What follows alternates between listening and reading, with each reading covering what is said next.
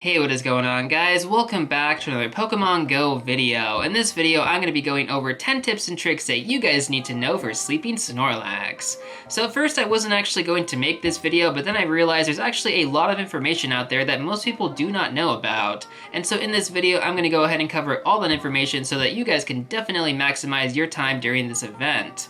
And of course, I'm not entirely sure if Niantic is going to release Sleeping Snorlax periodically in the future, but as of right now, it is going to be here until June 3rd at 1 PM Pacific Daylight Time. So take advantage while you can, guys. And so before we go ahead and get started, if you guys do enjoy this video and find it helpful, make sure to hit that like button down below. I'd really appreciate it. And if you guys are new to the channel and would like to see more Pokemon Go content like this, feel free to hit that subscribe button as well. But with that being said, let's go ahead and get started. Alright, so I just want to start off by saying this list is going to be in no particular order. All these tips and tricks are going to be very beneficial to you guys, so make sure to watch this video all the way through.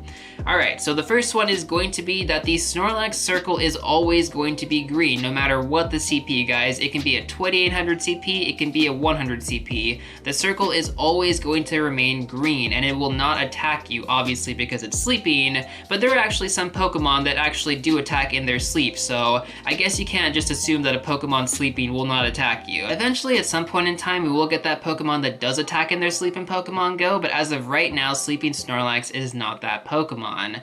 Now, moving onward to tip number 2, Sleeping Snorlax is going to have a 100% catch rate on the third throw that makes contact. And so basically what this means, guys, is that Snorlax will not catch on the first or second throw, but it is guaranteed to catch on the third throw.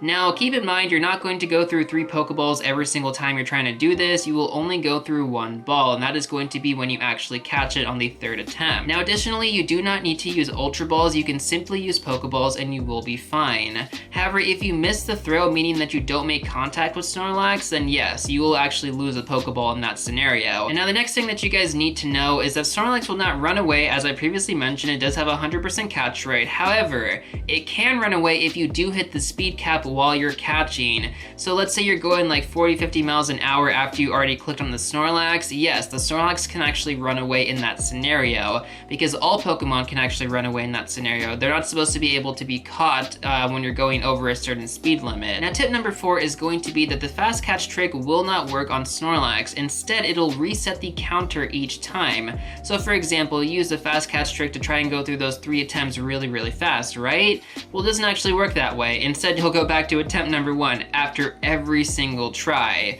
So there's no point using the fast catch trick on these Sleeping Snorlax, guys. Just go through the whole process. That's pretty much the only way to go through it.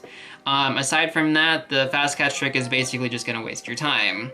Alright, now tip number 5 is going to be that you only need to Pineapple Berry the Snorlax once in order for the double candy to count. So you can Pineapple it on the first attempt, the second attempt, or the third attempt. It does not matter. Whatever you try to do, basically after you give it that first Pineapple Berry, it will not go through a second time. And now I'm not entirely sure how this mechanic actually works, but it was confirmed by Niantic that this was intentional. So either way, guys, just make sure to Pineapple Berry it at any point in time, whether that's on the first, second, or third try, and you will get the double candy. As you guys can see on video right now, I went ahead and demonstrated that. Now, tip number 6 is going to be that you can actually go plus Snorlax and it will catch on the first try. So it won't actually go through like a 3-step process. It'll catch right away, and it'll actually save you a decent amount of time. So something cool to keep in mind right there. Now, tip number 7 is going to be if you Pineapple Berry a Snorlax, then you leave and you go back to go plus it, the double candy will not actually count.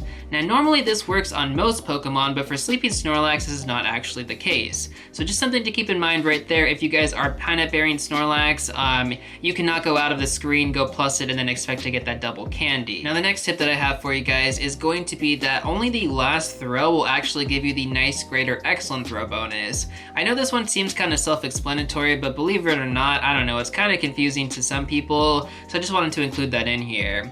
Moving onwards to tip number 9, the specific throw task, like the make 3 nice throws in a row, make 5 great throws in a row, only the last throw will actually count. However, if you miss any of the first 2 throws, your streak will actually break. So it's kind of an interesting concept, because you should be able to get, at least 3 great throws in a row, right? But the first 2 throws won't actually count towards that task, only the last throw. But if you mess up on the first 2 throws, it'll break your streak. So if you're you're working on those tasks, guys, I do not recommend doing it on Sleeping Snorlax. Now moving onward to tip number 10, if you evolve Munchlax into Snorlax, it'll get the exclusive move Yawn. Now this is only going to be during this event, so until June 3rd at 1 p.m. Pacific Daylight Time, you can actually go ahead and evolve your Munchlax into Snorlax. So if you guys do want to make sure that you get a good IV Snorlax with that legacy moveset, more for collector purposes, then you can go ahead and evolve your Munchlax. However, Yawn isn't really that good on Snorlax at all. In fact, it's actually really bad for it. It's just one of those things where if you have it, I guess it's kind of cool.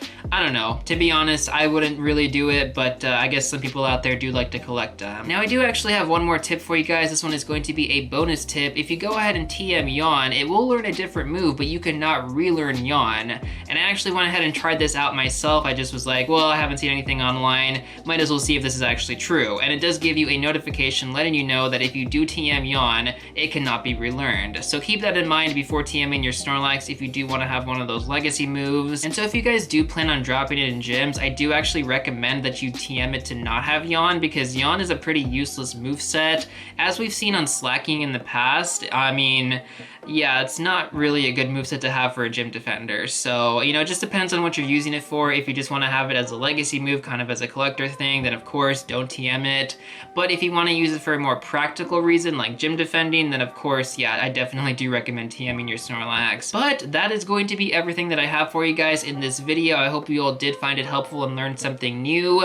A lot of this information was not really released publicly, or at least wasn't released by Niantic, so we all had to kind of figure this out as we went. If there's anything that I missed in this video, let me know in the comment section down below. I'm pretty sure I did cover everything though. You know, I found out a lot of this stuff kind of as I went, and so I'm sure there's a lot of people out there who do not even know all this. If you didn't know something, let me know what you learned in this video. I'd love to hear. But with that being said, guys, that is going to do it for this one. So if you did enjoy it and you found it helpful, feel free to hit that like button down below. As always, I'd really appreciate it. And if you guys do want to see more Pokemon Go content like this, make sure to hit that subscribe button as well for future videos. And I will see you all real soon in the next one.